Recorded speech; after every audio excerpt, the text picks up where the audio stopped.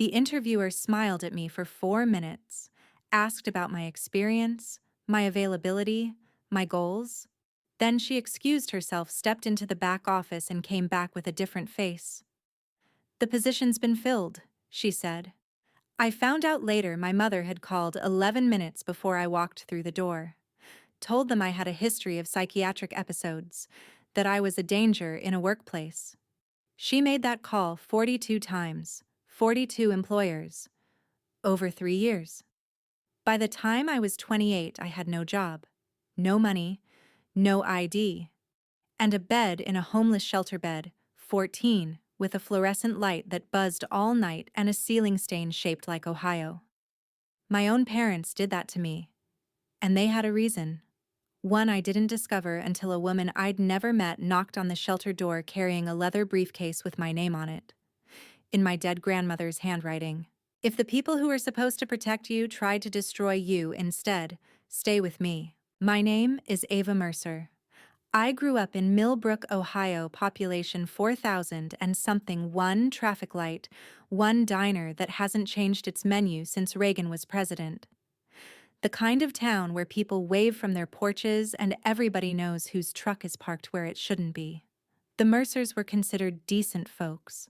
My dad Thomas worked as plant manager at the Millbrook manufacturing facility for 21 years before it downsized. My mom, Elaine, volunteered at the church food drive every Thanksgiving and brought her famous peach cobbler to every potluck within a 30-mile radius. On paper, we were the family people pointed to and said, "See, that's how you raise a daughter." Behind the front door, things ran on a different set of rules. I didn't have my own house key until I was 20. I wasn't allowed to drive more than 10 miles without calling ahead. When I was 15 and started beasing tables at the Route 30 diner after school minimum wage, nothing glamorous. My paychecks went straight into a joint bank account my mom opened. "For safekeeping," she said. I never saw a statement. I never asked. That's how things worked. I graduated with honors. My guidance counselor, Mrs. Tillman, pulled me aside senior year and said, "Ava, you could get scholarships. Real ones." I brought the brochures home and set them on the kitchen counter next to the Keurig. My dad didn't even open them.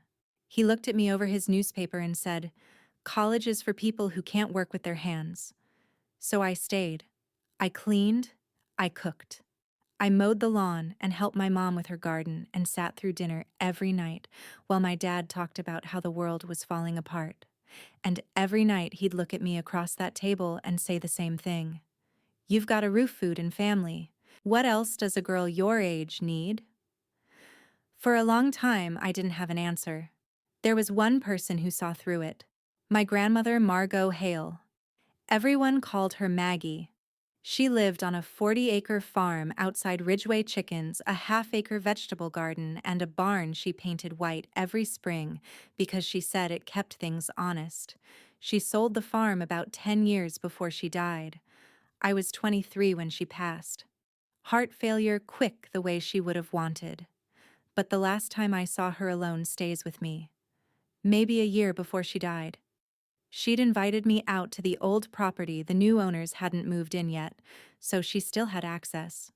We sat on the porch with sweet tea and watched the sun go down over the field, and she said something I didn't understand at the time.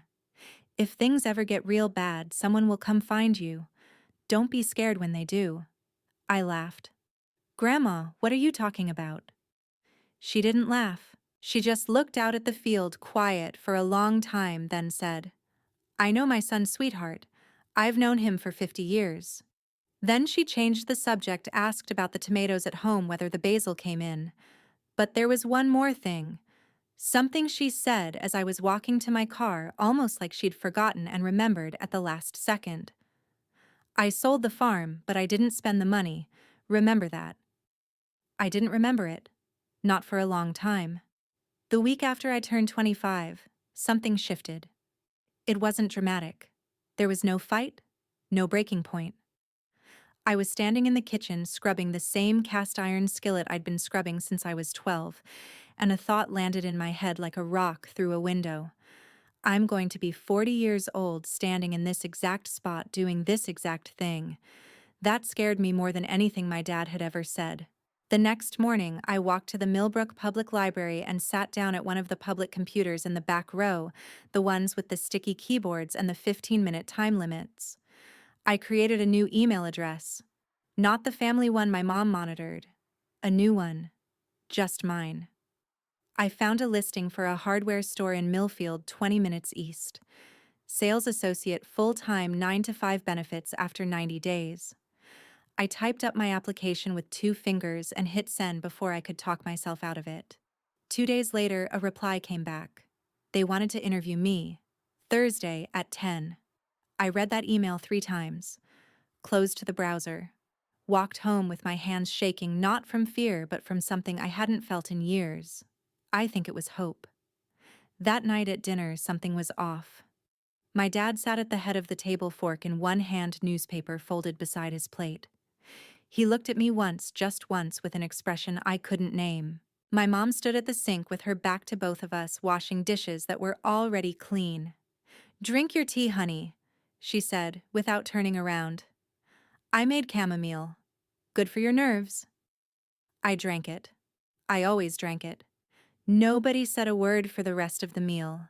The next morning, I drove to Millfield for that interview. The manager shook my hand at the door. He smiled. He seemed decent. We sat down, and his smile disappeared. His name was Bill, mid-50s, reading glasses on a chain around his neck. He had my application printed out on the desk between us.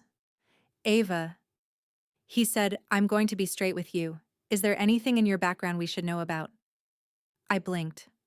"No, sir. Nothing." He took off his glasses, rubbed the bridge of his nose. "We received a phone call yesterday. Someone I'm not going to say who mentioned that you have a history of psychiatric episodes, that you might be a risk in a customer-facing role." The room tilted. I gripped the armrest of my chair. "That's not true. I don't have any psychiatric history. None." Bill looked at me.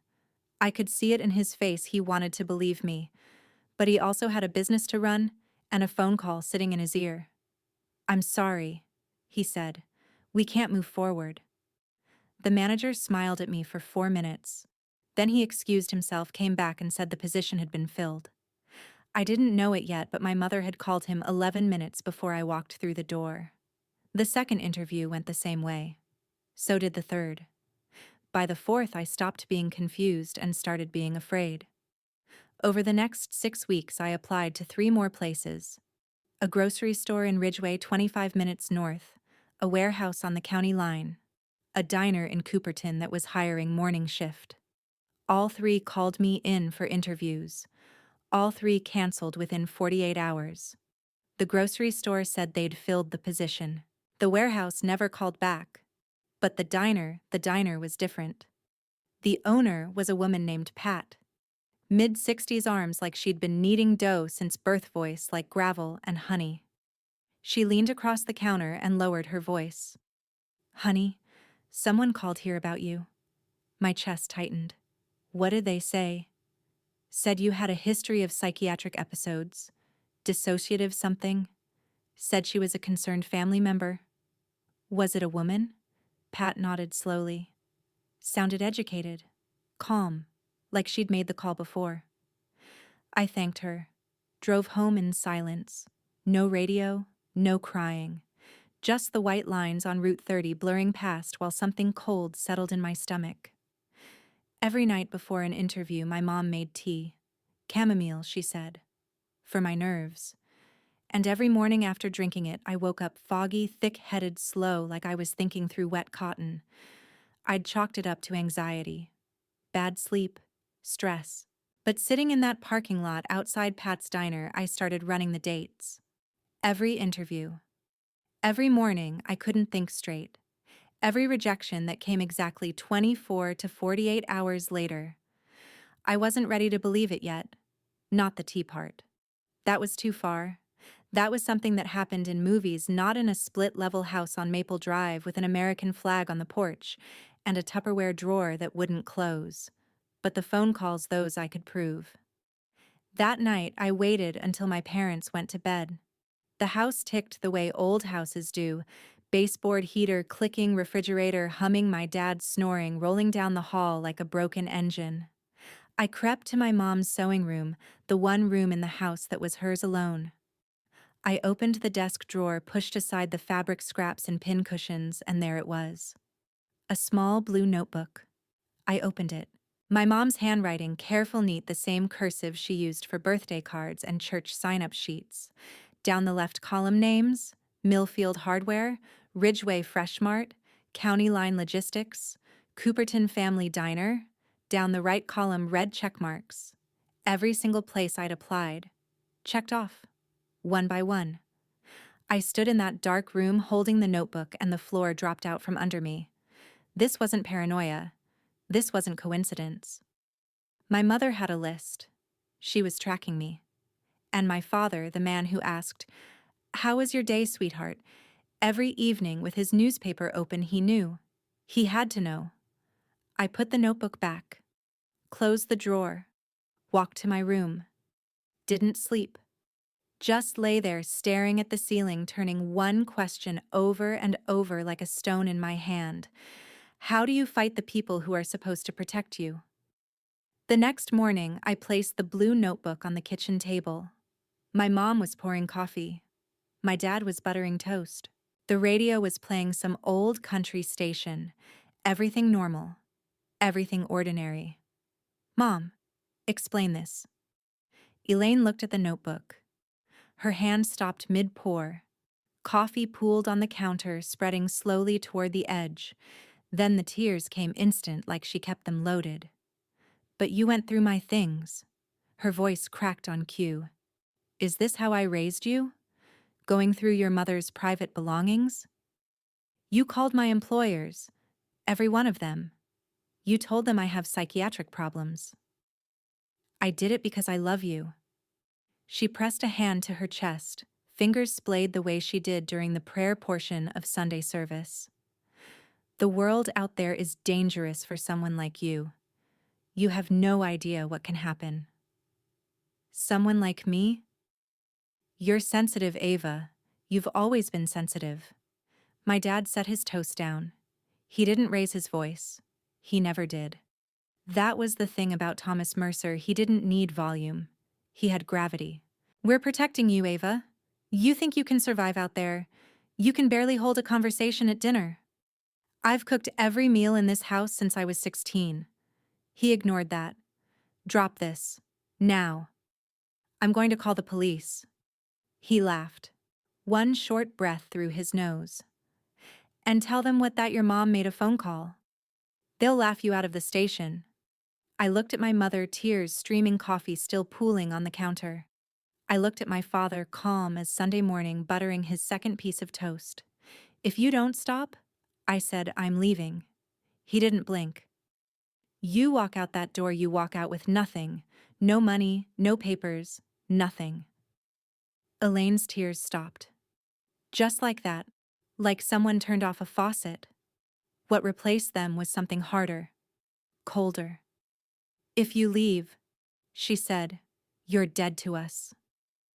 My dad stood behind her, arms folded, filling the kitchen doorway like a wall. He didn't say a word. He didn't need to. I packed that night. One backpack, 2 changes of clothes, a toothbrush, my phone charger, and a photo of my grandmother I kept in my nightstand, the one from the farm, her standing by the white barn with dirt on her knees, and a smile that reached her eyes. I opened the front door, pulled out my phone, opened the banking app. Balance $0.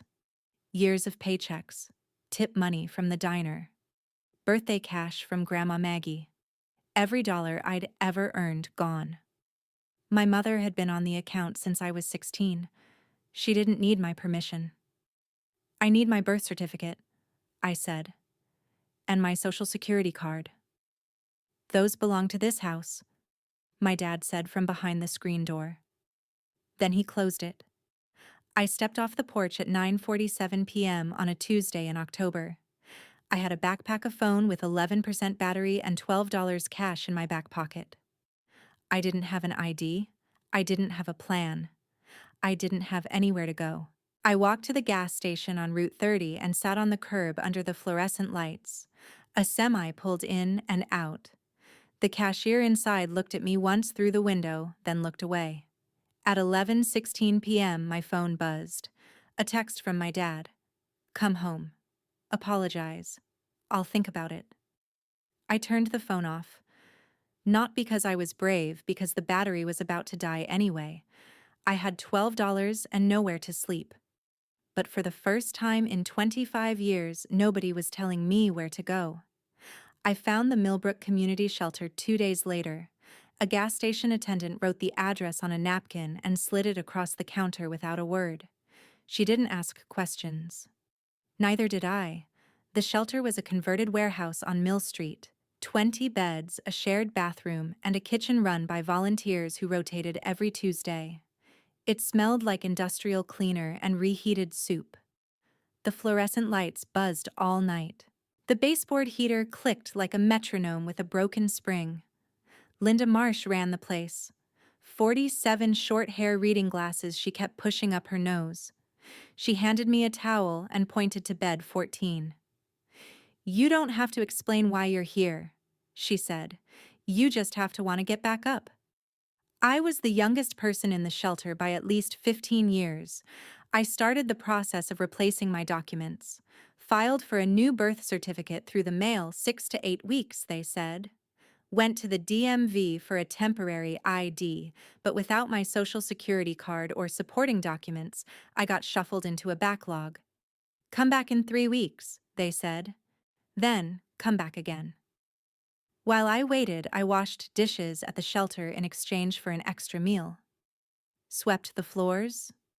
Organized the supply closet toilet paper on the left, cleaning spray on the right, paper towels stacked by brand, because I needed something in my life to make sense, and I kept applying for jobs. This time farther out. 30 miles. 40. Places my parents had never heard of in towns they'd never been to. I told myself distance would fix it. If I went far enough, their reach would end. I was wrong. The restaurant was in Granton, 35 miles south. Family Place checkered tablecloths, daily specials on a whiteboard. They needed a hostess. I applied online at the library and got an interview the same week. Borrowed a blouse from another shelter resident. Took the county bus at 6 a.m. The manager's name was Dave. He seemed decent. Shook my hand, said they'd let me know by Friday. Thursday morning, Dave called. I picked up on the first ring. Ava, I'm sorry. We've decided to go in a different direction. Can I ask why? Pause. Long pause. Someone emailed us a document. Looked like a doctor's note from a psychiatric clinic. It said you have a documented history of dissociative episodes and may pose a risk in a customer-facing environment. I sat down on my shelter bed. The springs groaned under me. A doctor's note. Not a phone call, this time. An email with an attachment typed, formatted, printed on letterhead from a clinic I'd never heard of. My father spent 21 years as a plant manager. He knew how to write memos. He knew how to format official-looking documents. He had a printer, a scanner, and the kind of patient, methodical mind that could build something fake that looked just real enough if you didn't look too hard. They'd upgraded. That evening, sitting on bed 14, my phone buzzed. Unknown number, but I knew the cadence. Still cold out there, doors still open. For now. I stared at that message for a long time. Then I deleted it. But something else stuck with me that night. Something Linda had mentioned a few days earlier. A woman had come to the shelter asking about me. A woman I didn't know. She'd left a business card. I hadn't thought much of it then. Now I couldn't stop thinking about it. The texts came every week, sometimes twice. Always the same tone, a door held open just enough to remind me it could close. Thanksgiving's coming. Your mom's making pie. Saw your friend Katie at the store. She asked about you. Getting cold? Shelter can't be warm. Each one a fishhook. Each one designed to make me feel like the problem was mine. That I was the one who'd left. The one who'd broken the family. the one who needed to come crawling back. I saved every text. I didn't know yet what I'd do with them, but something in me said, keep everything. It was the smartest thing I did that year. One Sunday he called. I don't know why I picked up. Maybe because it was raining and the shelter roof leaked over bed 12 and I was tired in a way sleep doesn't fix. Come home, Ava. Stop calling my employers. I don't know what you're talking about. I've seen the notebook, Dad. Silence. 5 seconds. 10. I could hear the kitchen faucet running in the background, the same faucet that dripped for 3 years because he never fixed it. You're confused, he said. You've always been confused. That's what I've been trying to tell you. I'm not confused. I'm unemployable because of you. You're unemployable because you're not ready for the real world. I'm hanging up. You hang up, you lose this family. I already lost it. I pressed the red button, set the phone face down on the mattress. My hands were shaking not from fear, from the effort of keeping my voice steady for 2 minutes and 14 seconds. He didn't call again. From that point forward, it was only texts. Once a week, sometimes twice. Each one a fishhook. I saved them all. Then came the morning Linda closed her office door. Linda's door was always propped open with a brick she'd painted blue. Always. So when she called me in, and the door was shut, I knew. Sit down, she said. Not unkind, but serious. I got a call today. A woman identifying herself as a social worker. She said you have a documented history of violence, and that you pose a risk to other residents. The room went cold. That's my mother. Linda nodded slowly. I figured. I've worked here 11 years. Social workers don't cold call shelters to trash a resident. That's not how it works. What did you tell her? I told her I couldn't discuss resident information. She hung up. Linda leaned forward. I'm documenting this call in our records, but I have to be honest with you. If she contacts the county office, if she files a formal complaint through the system, I may not be able to protect your spot here. That's above me. I sat there. The fluorescent light buzzed overhead. The heater clicked. My parents had sabotaged my job applications. They'd fabricated a doctor's note. They'd drained my bank account and kept my identity documents. And now they were trying to take away the last place I could sleep at night. Something shifted in that moment. It wasn't anger. Anger is hot and sloppy and it burns out. This was different. This was clear like a window someone had been smearing with grease for years, and I'd finally wiped it clean. I was done being scared. I was ready to be precise. That night, I pulled a business card from my back pocket. I'd been carrying it for weeks, transferring it from jeans to jeans every time I did laundry. Ruth Castellano, licensed private investigator, state of Ohio. I dialed the number. She answered on the second ring like she'd been waiting. Ruth Castellano arrived at the shelter at 8 a.m. sharp. She carried a brown leather briefcase that looked older than I was. On the leather, in faded black ink, 5 words in handwriting I recognized from birthday cards. For Ava. When she's ready. The air left my lungs. Ruth was exactly as Linda had described, mid-50s, short gray hair, no jewelry, no nonsense. She wore a plain navy jacket and shoes that had been resoled at least twice. She sat on the folding chair next to my bed. The shelter was mostly empty. Everyone else was at the day center or out looking for work. Ava Mercer. That's me. She set the briefcase on the bed between us. My name is Ruth Castellano. I'm a licensed private investigator in the state of Ohio. Your grandmother Margaret hired me 10 years ago. 10 years. I would have been 19. She paid me a retainer upfront for a decade of periodic surveillance on your parents. Her instructions were specific. Ruth paused. Monitor. Document. And when the time comes, give her this. How did you know it was bad enough? When your mother called the shelter pretending to be a social worker, I was already monitoring the situation. I'd been tracking the calls to employers for over 2 years. I have records of 42 separate contacts your mother made to places you applied.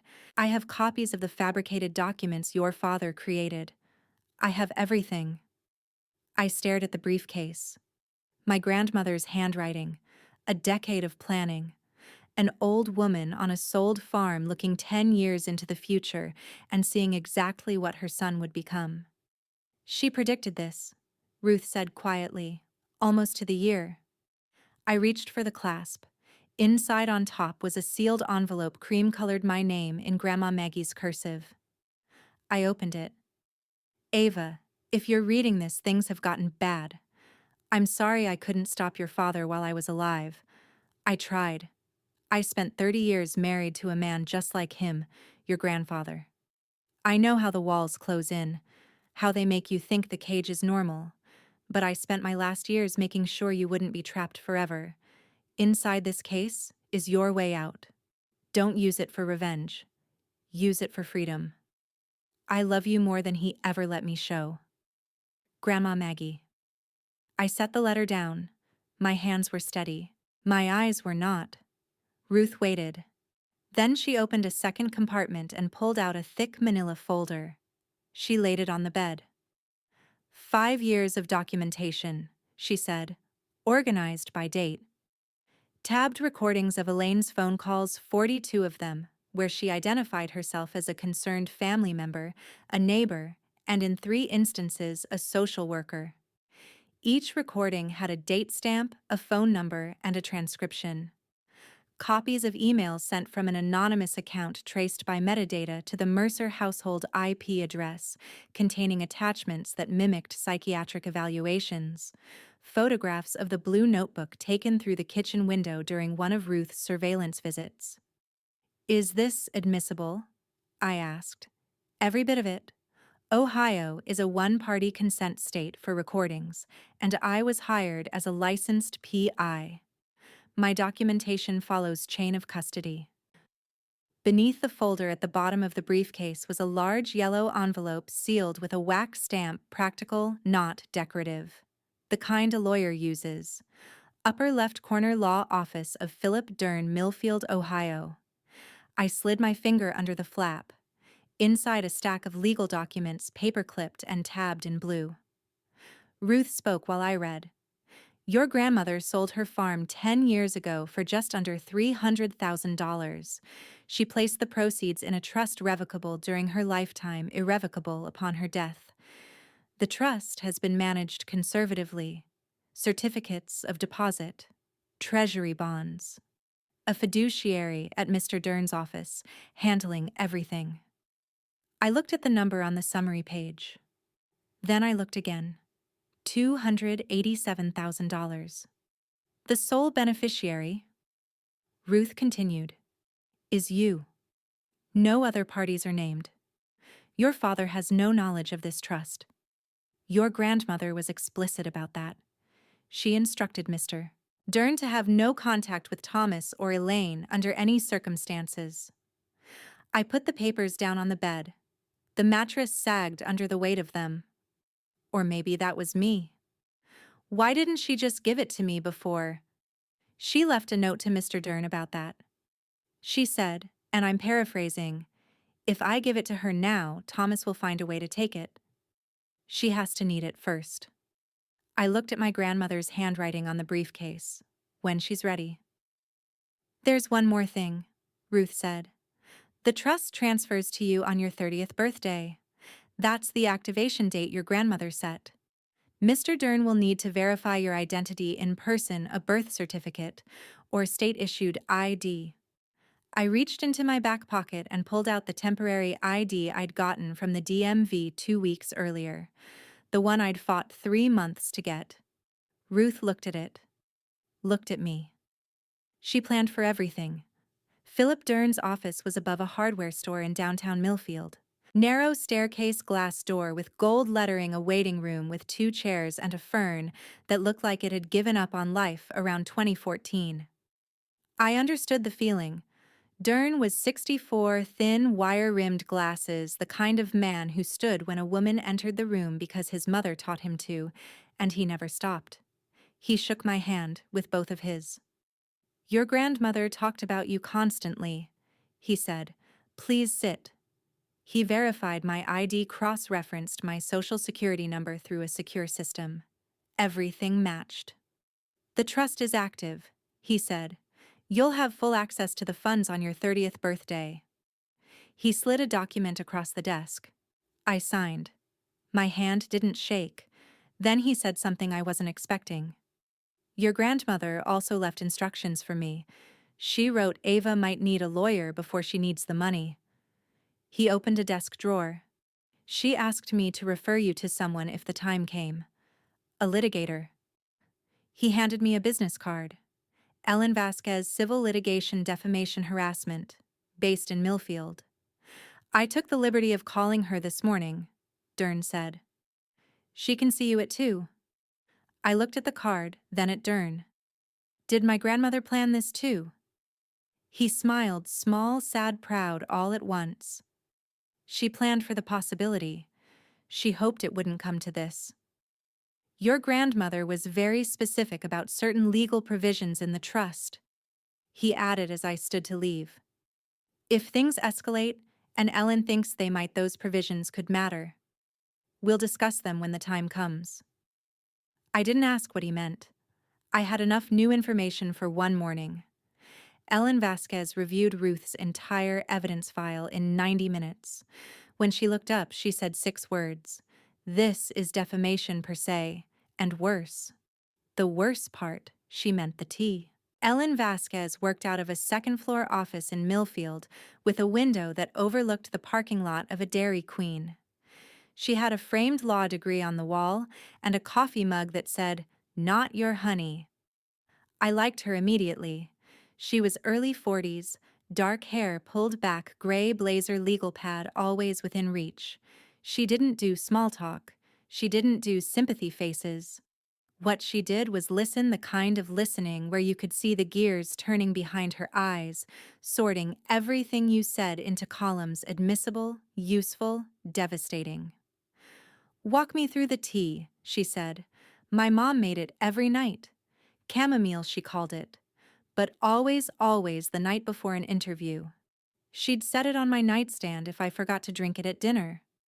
And the mornings after. Foggy, thick-headed, like thinking through wet cotton. I thought it was anxiety. Ellen opened Ruth's file and pulled out a set of photographs. CVS Millbrook, the pharmacy counter. In each photo, the same woman, Elaine Mercer, standing at the register. Each photo had a timestamp printed in the bottom corner. Ruth surveilled the pharmacy over a 14-month period, Ellen said. She documented 7 purchases of diphenhydramine over-the-counter sedative, all under your mother's name. Store receipts confirmed. She laid the photos beside my notebook, the one I'd kept since the first interview, where I'd written down every date, every application, every morning I'd felt off. 7 interviews, 7 purchases, each one 1 to 2 days before I sat in a chair across from a hiring manager and couldn't think straight. Every single time you had an interview, Ellen said, your mother bought sedatives the day before, 7 for 7. I stared at the 2 timelines side by side, my handwriting on the left, CVS receipts on the right. A perfect match. The tea wasn't chamomile, was it? No, it wasn't. Ellen closed the folder. This isn't just defamation anymore, Ava. Administering a sedative without someone's knowledge or consent is battery under Ohio law. Combined with the fabricated doctor's notes, the employer interference, and the identity document withholding, we have a case that a first-year law student could win. She pulled out a fresh legal pad. But I'm not a first-year law student, so we're going to win it in a way they never recover from. She filed that week. Defamation per se, falsely claiming someone has a mental illness, is actionable in Ohio without proving damages.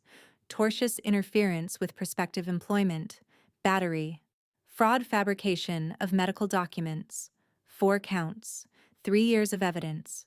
I signed the complaint at Ellen's desk on a Wednesday afternoon. My hand didn't shake. Thomas Mercer was served on a Monday morning at 8:15 a.m. A process server walked up the driveway while he was checking the mailbox, still in his bathrobe, coffee in hand. Mrs. Patterson from 2 doors down was out front watering her azaleas. She watched the whole thing. The envelope. Thomas's face. The way he stood in the driveway reading the first page without moving for a full minute. Coffee getting cold in his hand. Elaine was served separately 1 hour later at the Millbrook Fresh Mart. She was in the cereal aisle. 3 women from her Thursday cooking circle were in the store at the time. By noon, half of Millbrook had heard. By dinner, the other half. Thomas called my phone 14 times that afternoon. I didn't answer. Ellen had advised me all communication goes through counsel now. At 6:47 p.m. a text came through. "You're going to regret this. I'm your father." Ellen logged it. Exhibit 47. The next day, Elaine started her campaign. She called 5 neighbors in a single afternoon. Through tears, always tears, she told each one the same story. "My daughter is suing me because I loved her too much." But something had shifted. The lawsuit was filed in county court, and court records in Ohio are public. People in small towns read court records the way they read the church bulletin, thoroughly. By the end of the week, someone at the Route 30 diner had pulled up the complaint on their phone during lunch. The summary was right there in black and white.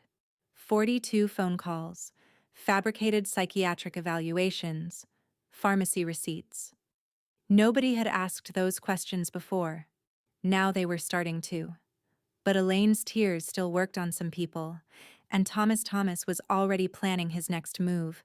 I could feel it the way you feel a storm coming before the sky changes. Pressure dropping, air going still. 3 weeks after the lawsuit was filed, my father did exactly what Ellen predicted. He hired a lawyer, low-cost, 2 counties, over a man who looked like he'd rather be handling parking disputes, walked into county court, and filed an emergency petition for guardianship. The grounds his daughter was mentally unfit to manage her own affairs. He submitted the fabricated doctor's note, Dr. Raymond Frost Millbrook Psychiatric Associates, the welfare check report, and 3 affidavits from concerned neighbors, attesting that Ava Mercer was erratic and unstable. The hearing was set for March 14th. My 30th birthday was March 21st. 7 days. He needed to win before I turned 30, and I finally understood why. The trust. The $287,000 my grandmother had left me. If Thomas got guardianship before my birthday, he'd control the funds. He'd control me. Every phone call, every forged document, every cup of tea. It had never been about keeping me safe. It had always been about the money. Ellen called me that evening. Her voice was calm, the kind of calm that comes from already knowing the answer. He filed. Emergency guardianship. Hearing in 18 days. Are we ready? We will be. But I need you to trust me on timing, Ava. Everything has to land at once. How much time do we have? 11 days until the hearing. 7 days after that until your birthday. 18 days total. That's the distance between everything you've survived and everything you could lose. I sat on bed 14 that night and did the math. 18 days. 3 years of sabotage, 7 months in a shelter, 42 phone calls, 7 drugged cups of tea, and it all came down to 18 days. Ellen said she was ready. She said the evidence would speak. But lying on that mattress staring at a water stain on the ceiling shaped like Ohio, I couldn't stop thinking about one thing: my father had never lost a fight in his life. Not once. My father had 19 years of experience managing a manufacturing plant. He knew how to run a campaign. And in the 3 weeks before that hearing, he ran the best one of his life against me. It started at Grace Community Church. Sunday service. White steeple oak pews, the same hymnal they'd been using since I was in pigtails. Pastor Dan opened the floor for prayer requests, the way he always did. Hands folded, voice soft, that gentle nod that made people feel safe enough to speak. Thomas stood up. 3rd pew from the front. He was wearing the blue shirt, the one Elaine ironed for funerals and bank meetings. His voice cracked on the first sentence, and I knew it was rehearsed. Most of you know our family. I coached Little League for 6 years. Elaine volunteers at every food drive. And now, he paused.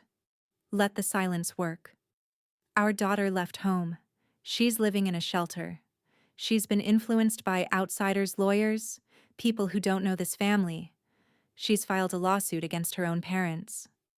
He gripped the edge of the pew in front of him. I'm asking you to pray for us. Pray for my little girl to come home. Elaine sat beside him, hands folded in her lap, tears streaming. Mrs. Patterson reached over and squeezed her arm. 2 rows back, Barb, the retired teacher who volunteered at the shelter, pressed a tissue to her eyes. I was there. Last row near the exit in a borrowed jacket. I didn't speak. I wrote down every word in my notebook, date, time, quote. Then I left through the side door before anyone could corner me with casserole-flavored sympathy. After that Sunday, Millbrook made its decision about me. The gas station attendant who used to nod at me started looking past me. The grocery store where I'd asked about part-time stocking the manager's wife had been at the service. Position filled. At the shelter, Barb pulled me aside during lunch. Honey, maybe you should just go home. Your daddy's heartbroken. Did you read the court records, Barb? She blinked. I don't need to read anything. I know your father. So do I.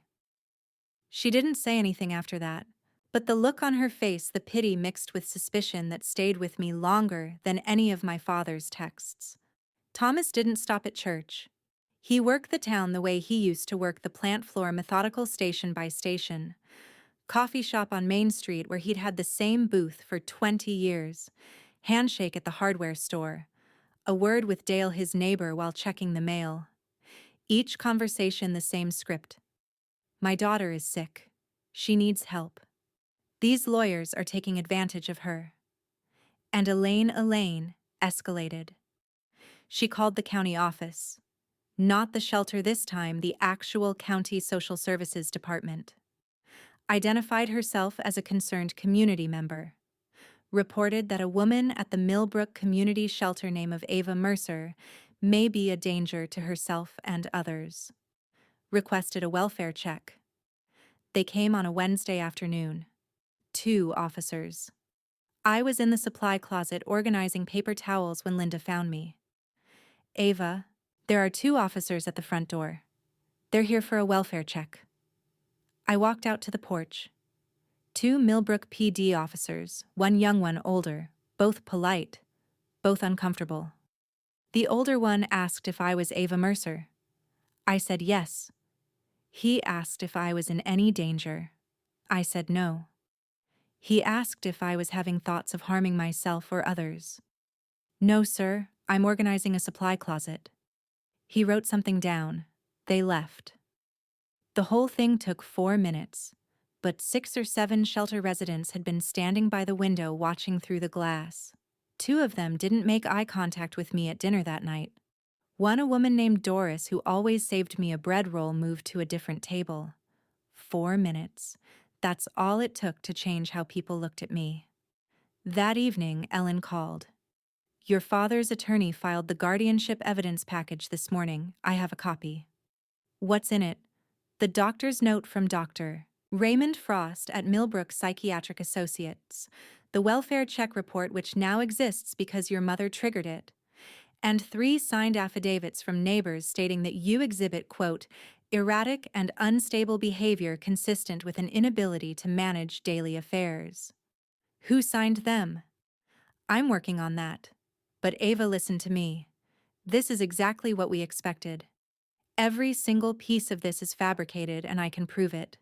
The doctor doesn't exist. The clinic doesn't exist. The affidavits are from people your father coached into signing. And the welfare check was manufactured by your mother's phone call. Can you prove all of that in 11 days?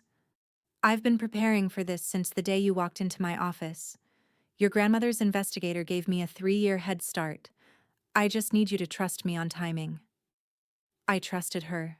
I didn't have a choice. But that night, lying on bed 14, I did something I hadn't done since I was a kid. I pulled the briefcase out from under my bed and held it against my chest. Not the documents inside, just the leather, the faded ink, my grandmother's handwriting. For Ava, when she's ready. 10 years. She'd planned this 10 years ago. Hired a PI. Set up a trust. Left instructions with a lawyer and a letter in a briefcase. She couldn't stop her son while she was alive. She'd tried, she wrote. But she built something that would outlast her. A safety net made of paper and patience and the kind of love that doesn't need to announce itself at a church podium. Thomas had 11 days. He had a town, a church, and a fabricated medical file. He thought that was enough. He didn't know about the briefcase. He didn't know about Ruth. He didn't know about Ellen or the evidence file or the 42 recordings or the pharmacy receipts. And he didn't know about the provision his mother had written into the trust, the one Dern mentioned, the one Ellen said might matter. The one designed for exactly this moment. My father had never lost a fight in his life. But he'd never fought his own mother before. Ellen Vasquez spread 11 folders across her desk like a card dealer laying out a hand. Each folder had a colored tab. Each tab had a name. She looked at me over her reading glasses and said, "Walk me through the tea again, from the beginning." So I did. Every night. Every cup. The way my mom set it on the nightstand if I forgot to drink it at dinner. The taste not quite chamomile, slightly bitter underneath, like something hiding behind the flowers. The mornings after thick, slow, the world wrapped in gauze. Ellen made notes. She didn't interrupt. When I finished, she opened the first folder. Ruth's pharmacy surveillance. 7 purchases, 7 timestamps. But I wanted more than receipts. She pulled out a printed page. I subpoenaed the CVS transaction records directly. Your mother used her loyalty card? Every purchase is linked to her account name, phone number, date, time, item, quantity. She laid the page next to my notebook. My dates on the left, the pharmacy records on the right. This isn't circumstantial anymore, she said. This is a pattern documented by 2 independent sources, your personal journal and a corporate database. No jury in Ohio would call that coincidence. She closed that folder, opened the next. Now, Dr. Raymond Frost. She picked up her phone and dialed a number on speaker. Automated message. The number you have reached is not in service. Please check the number and try again. That's the phone number listed on the doctor's note your father submitted to the court. I called the Ohio Medical Board next. No physician named Raymond Frost holds a license in this state. Never has. I checked the county business registry. No entity called Millbrook Psychiatric Associates has ever been registered, incorporated, or filed taxes in the state of Ohio. She set the phone down, looked at me, and for the first time since I'd known her, Ellen Vasquez smiled. Your father invented a doctor, a clinic, and a diagnosis, and he submitted it to a judge. What happens when a judge finds out submitting fabricated evidence to a court is fraud upon the court? It's not a civil matter, it's criminal. The judge can refer it to the county prosecutor on her own authority. Ellen's smile faded into something sharper. Your father didn't just lie to you, Ava. He lied to the state of Ohio. And the state of Ohio doesn't cry at church podiums. She spent the next 2 hours walking me through the rest, folder by folder, tab by tab. The 42 recordings, each one time-stamped, transcribed, admissible under Ohio's one-party consent law. The metadata tracing the anonymous emails to the Mercer household, IP Ruth's surveillance photographs of the blue notebook through the kitchen window. The affidavits. Ellen had already identified 2 of the 3 signers, Dale Hoskins, Thomas's neighbor, and Barbara Weber, the retired teacher from the shelter. Both had been at the church service. Ellen planned to depose them before the hearing. Dale will fold in 10 minutes, she said. He signed because your father asked him to over coffee. He didn't read what he signed. Barb is trickier. She believes your father. But belief isn't evidence. And the third, Working on it. Doesn't matter. 3 affidavits from laypeople don't outweigh 42 recorded phone calls, fabricated medical documents, and pharmacy receipts. The math isn't close. She stacked the folders, squared the edges. One more thing. She pulled out a single sheet of paper, a printout from the Secretary of State's website. I contacted Philip Dern about the trust provision he mentioned. Your grandmother included a clause-specific language that addresses exactly this scenario. What kind of clause? If a guardianship petition is filed against the sole beneficiary, the trust automatically converts from revocable to irrevocable, meaning no court-appointed guardian, no one can access or redirect the funds. Ever. Your grandmother wrote this into the trust 7 years before she died. I sat with that for a moment. Let it settle. She knew he'd try this. She didn't just know. She built a trap inside the trust and waited for him to step in it. The moment your father filed that guardianship petition, he triggered the one mechanism that guarantees he can never touch the money under any legal theory in any court for any reason. My grandmother, 70 years old, selling a farm, sitting with a lawyer, writing language into a document that wouldn't matter for a decade unless it mattered more than anything. She'd fought her whole life in silence, and she'd won from the grave. I drove back to the shelter that evening. The hearing was in 3 days. I packed what little I had into my backpack, not because I was going anywhere, but because packing made me feel ready. Toothbrush, phone charger, my notebook, the photo of Grandma Maggie by the white barn. I didn't sleep that night. I lay on bed 14 and stared at the ceiling and thought about what my grandmother wrote in her letter. Don't use it for revenge. Use it for freedom. I wasn't sure I knew the difference yet, but I was going to find out. Tomorrow morning, I was going to walk into a courtroom and face the 2 people who were supposed to protect me. If you've ever had to stand up to someone who raised you, you know that fear doesn't come from what they'll do. It comes from what they already did. If this story means something to you, hit subscribe. I'll need you in that courtroom with me. I woke at 5 a.m. Put on the only blazer I owned, a thrift store find navy blue, $14. I looked at myself in the shelter bathroom mirror under those fluorescent lights and said one sentence out loud. You survived 3 years of this. You can survive one morning. Ellen was waiting in the parking lot at 7. She had 2 coffees and a look on her face I hadn't seen before. She looked like someone who'd already won. The courtroom smelled like floor wax and old coffee. Room 4, B, 2nd floor, County Courthouse. 6 rows of wooden benches, a judge's bench, 2 tables. My father sat at the left table in the blue shirt my mother ironed for funerals and bank meetings. He looked calm. He looked confident. He had no idea what was coming. Elaine sat in the 3rd row behind him, hands folded around her purse strap posture, straight church posture. Thomas's attorney sat beside him, a man named Gentry from 2 counties over, who kept adjusting his tie like it was the first one he'd worn that month. Our side, Ellen, at the right table, legal pad, centered pen uncapped. Ruth in the 2nd row. Me in a $14 thrift store blazer, navy blue, sitting with my hands flat on the table because Ellen told me to. Flat hands read calm, she'd said. Calm reads credible. Judge Patricia Calloway entered at 9:07 a.m. Mid-60s, silver hair, pinned back, reading glasses on a chain. She didn't smile. She didn't frown. She looked like a woman who'd heard every lie a courtroom could produce and was simply waiting to hear the next one. Gentry went first. He stood, buttoned his jacket, and read from a prepared statement. Your Honor, Thomas Mercer is a devoted father seeking to protect his daughter, who has demonstrated a pattern of instability, inability to maintain employment, residence in a homeless shelter, and a recent welfare check initiated by concerned community members.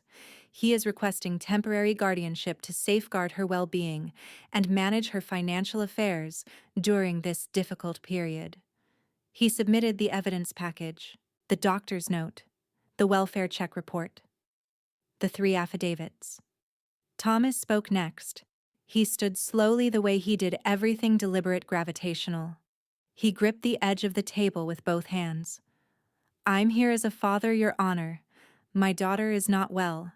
I've tried everything to bring her home safely. She's been taken advantage of by people who don't know this family. His voice cracked on family. Practiced crack. Perfect pitch. All I want is to make sure she's taken care of. He sat down.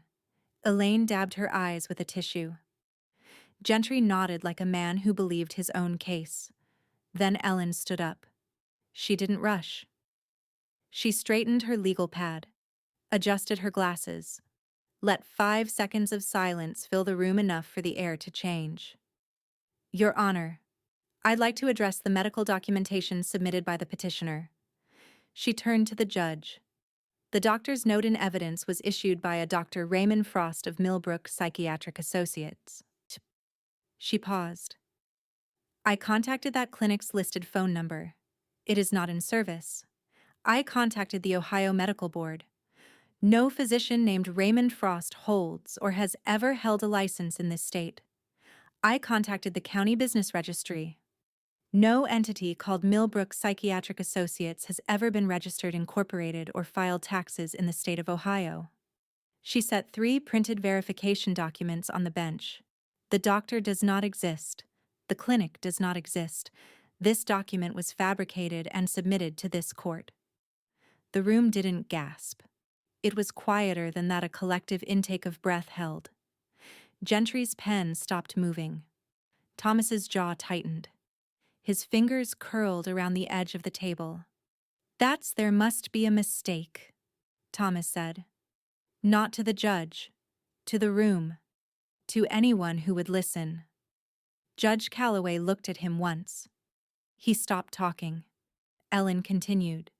Same tone, same pace. A surgeon who didn't need to rush because every cut was planned. Your Honor, the respondent's alleged inability to maintain employment was not organic. It was manufactured. She placed Ruth's pharmacy documentation on the bench. Not the full file, just the summary page. Over a 14-month period, Elaine Mercer purchased diphenhydramine, an over-the-counter sedative from CVS Millbrook, on 7 occasions. Each purchase occurred 1 to 2 days before her daughter had a scheduled job interview. Surveillance photographs confirm the purchases. CVS loyalty card records confirm the transactions. The respondent's personal journal confirms she experienced sedation symptoms on each corresponding morning. Ellen didn't look at Elaine. She didn't need to. Mrs. Mercer sedated her own daughter before job interviews, then used her daughter's impaired state as evidence of mental instability. The petitioner then cited that manufactured instability as grounds for this guardianship petition. Behind me, someone shifted on a bench. I heard the soft sound of Barb's intake of breath from the 4th row she'd come to watch, still believing in Thomas when she walked in. I didn't turn around. Elaine's hands had stopped moving. She was gripping her purse strap with both fists, knuckles white, staring at a fixed point on the floor. Her shoulders had pulled inward, collapsing slowly like a building losing its frame from the inside. Thomas sat rigid. A line of sweat had formed at his temple. He opened his mouth, then closed it. Opened it again. Your Honor, this is a family matter. Mr. Mercer. Judge Calloway's voice was flat. You will have an opportunity to respond. Right now you will be quiet. He went quiet. Ellen turned one final page. And now, Your Honor, the question of motive. She placed the trust documents on the bench. Margot Hale, the petitioner's deceased mother, established a trust in the amount of $287,000. The sole beneficiary is Ava Mercer. The trust activates on the beneficiary's 30th birthday, March 21st of this year. She let that land. Today is March 14th. This hearing was filed as an emergency 7 days before the trust transfers. If guardianship is granted, Thomas Mercer gains legal control of his daughter's financial affairs, including the trust. If it is not granted, the funds transfer to Ava Mercer in 7 days and he receives nothing. Ellen looked at Thomas for the first time. This petition was never about protection, Your Honor. It was about $287,000. Thomas stood up. His chair scraped the floor. That's a lie. I didn't even know about. Gentry grabbed his arm, pulled him down. Too late. The half-sentence hung in the air. I didn't even know about, unfinished, unconvincing, the kind of denial that sounds exactly like a confession. Judge Calloway removed her glasses, set them on the bench, looked at Thomas for a long time. The courtroom was silent. I counted. 12 seconds. Somewhere outside, a truck shifted gears on the county road. Inside, nothing moved. I stood. Ellen hadn't told me to. I didn't plan it. But I stood, and I looked at my father, the man who read the newspaper at the head of the table every night, who said, "What else does a girl your age need?" Who texted, "Come home. Apologize. I'll think about it," from the house he'd locked me out of. And I said the only thing that mattered. Love doesn't sabotage your ability to survive. You didn't protect me, you hunted my inheritance. I sat down. Thomas stared at me. His mouth was open, but nothing came out. The blue shirt was dark under the arms. His hands were flat on the table, not calm flat. Pressed down flat. Like he was trying to keep himself from sliding off the chair. Judge Calloway spoke. The petition for guardianship is denied. The evidence submitted by the petitioner contains fabricated medical documentation, which this court considers a grave matter. I am referring the fraudulent documents to the county prosecutor's office for investigation. A civil protection order is granted 500 feet, no direct or indirect contact. She reached for her gavel. Ellen spoke one last time. Your Honor, for the record, the trust established by Margot Hale contains a specific provision. If a guardianship petition is filed against the sole beneficiary, the trust automatically converts to irrevocable status. No court-appointed guardian under any legal mechanism can access or redirect the funds. The petitioner's own filing has ensured he can never touch this money, under any circumstances. Ever. She said it to the judge, but she was looking at Thomas. Thomas heard it. Processed it, and something behind his eyes, something that had been holding the whole performance together for 3 years, broke. His shoulders dropped. His chin dipped. He didn't stand. He didn't speak. He just sat there, hands still pressed to the table, staring at the wood grain like it might offer him a way out. It didn't. Elaine was crying. Not the church tears. Not the kitchen tears. This was different. Silent, shaking her face, turned away from everyone. She stood up before the judge finished writing, walked to the aisle. Her heel caught on the bench leg and she stumbled, caught herself on the armrest, straightened, kept walking. She didn't look at Thomas. She didn't look at me. She walked out of room 4B alone. I walked out into the hallway. Ellen walked beside me. Ruth was already at the car. Behind me, I heard my mother's heels on the courthouse tile, uneven stumbling. I didn't turn around. The hearing lasted 47 minutes. My father's campaign against me lasted 3 years. The silence in that hallway lasted about 10 seconds. It was the loudest silence I'd ever heard. Court records in Ohio are public, and people in small towns read court records the way they read church bulletins, thoroughly. It started at the Route 30 diner. The cook, a guy named Marco, who'd been flipping eggs there since before I was born, told a regular over the counter. That Mercer girl applied here years ago. I turned her down because of a phone call. 42 calls, all fake. The mother drugged her tea. The regular told his wife. His wife told her sister. Her sister was in the Thursday cooking circle. By the end of the first week, Millbrook had read the transcript. Not the version Thomas told at church. Not Elaine's tearful phone calls. The actual court record, the fabricated doctor, the pharmacy receipts, the 7-for-7 sedation timeline, the trust, the money. The math stopped adding up. And people in small towns are very good at math.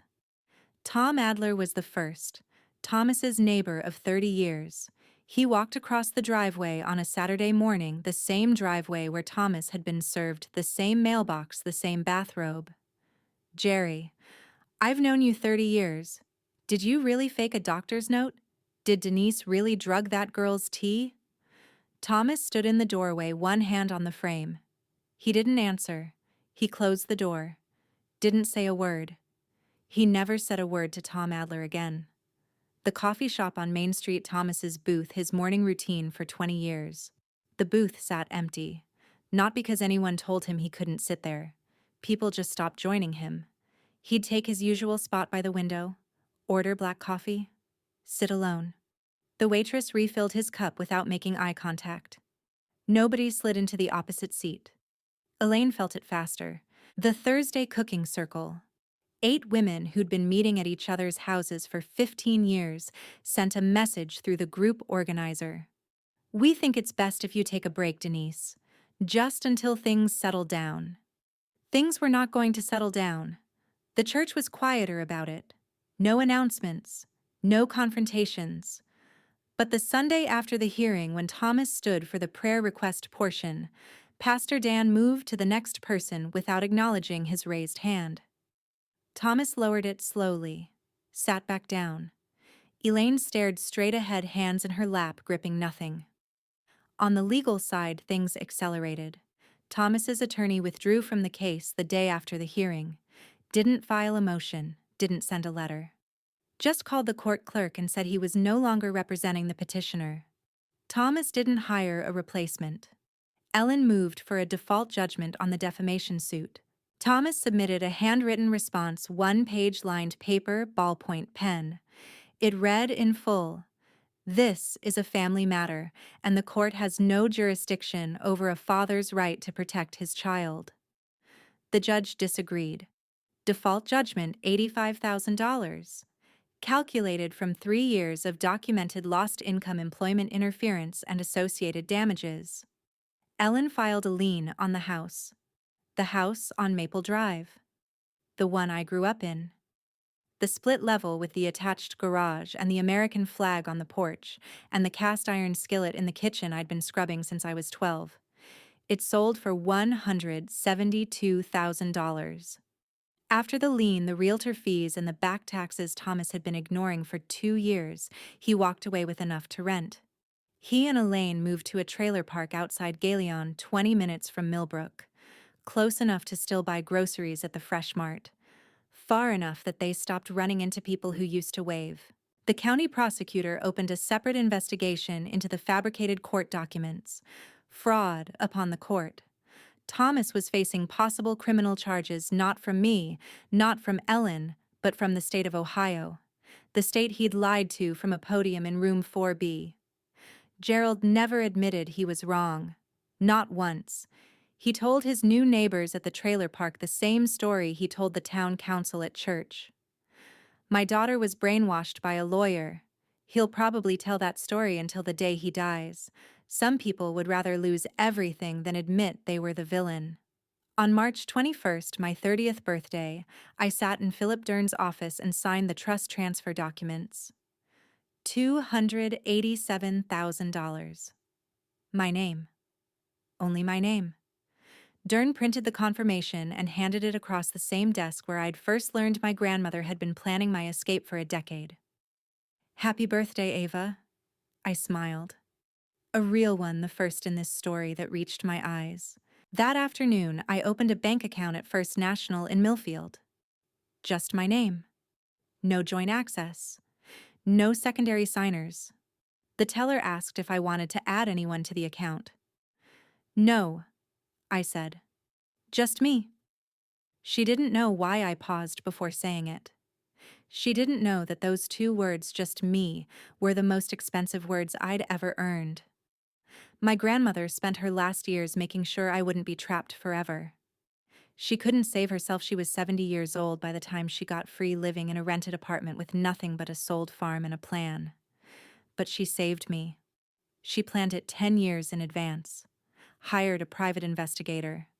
Set up a trust with a clause that turned her son's own greed into a lock he'd never pick. Wrote a letter she sealed in a briefcase and hoped I'd never need to open. That's what real love looks like. Not control dressed up as concern. Not sabotage disguised as protection. Love makes a plan for your freedom even when it costs everything. 2 months after the hearing, Ruth called me.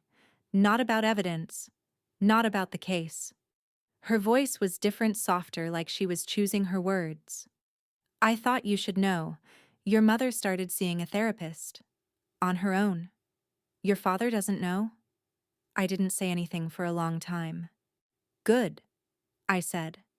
And I meant it. But I didn't call her. I rented a 1-bedroom apartment in Millfield. Ground floor, small kitchen. A door with a lock and a key that belonged to me. I bought a used Honda Civic with 140,000 miles on it. The AC rattled when you turned it past 2, and the passenger seat had a coffee stain shaped like Michigan. I loved it. It was mine. Philip Dern offered me a job not out of charity. He'd been watching me organize Ruth's evidence files, build timelines, cross-reference dates and documents during the case. I need an administrative paralegal, he said. You're the most organized person I've met in 40 years of practice. $16.50 an hour. Benefits after 60 days. A desk by the window with the fern that had given up on life back in 2014. I watered it every morning. By April, it had 2 new leaves. Some things just need someone to bother. I adopted a tabby cat from the Millfield shelter. Orange, loud, shed on everything I owned. I named her Margot, because of course I did. 3 months after the hearing, a letter arrived. Not at the shelter, at Ellen's office. Elaine had sent it through counsel, technical compliance with the protection order. I opened it at my kitchen table. My kitchen table. Dear Ava, I'm your mother. I'll always be your mother. Dad says he's sorry. Come have Thanksgiving dinner. We can put this behind us. I read it twice, then a third time. Dad says he's sorry. Not Dad is sorry. Says like she was relaying a weather report. We can put this behind us. Not I was wrong. Not I shouldn't have called your employers 42 times. Not I shouldn't have drugged your tea. Just, we can put this behind us. Like it was a disagreement about the thermostat. I sat with that letter for an hour, made coffee, fed Margot, who jumped on the counter and watched me with the kind of judgment only cats and grandmothers are capable of. Then I wrote back. Through Ellen, as the protection order required. Mom, I wish you well. But love does not include sabotaging your child's ability to survive. You called my employers. You drugged my tea. You tried to get me removed from the only place I had to sleep. Please respect the court order. Do not contact me again. Ava. I sealed the envelope.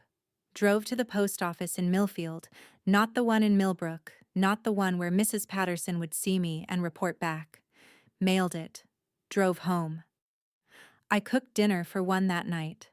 Pasta, garlic bread, a glass of water. Margot sat on the counter and watched me eat. The apartment was quiet. No one called. No one checked where I was. No one asked me to drink anything I didn't pour myself.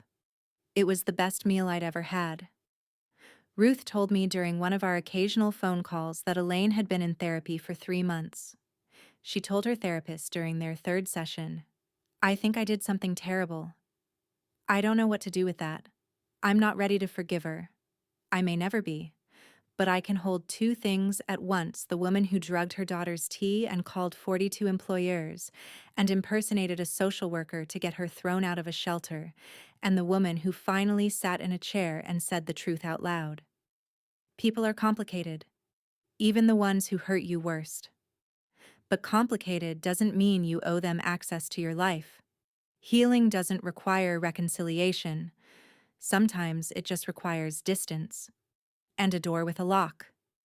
And a key that's yours. That's my story. If you made it this far, thank you. Not everyone has a grandmother who plans a decade ahead. But everyone deserves to know this. Wanting independence is not betrayal. Wanting to work is not disrespect. And walking away from people who are actively destroying your life is not cruelty, it's survival. My grandmother wrote in her letter, "Don't use it for revenge. Use it for freedom." I think I did, Grandma. I think I did. If this story reminded you of someone you know, please send it to them.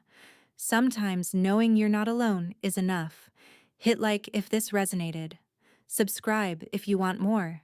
And if you want to hear what happened when my mother showed up at my workplace 6 months later, that story's coming next.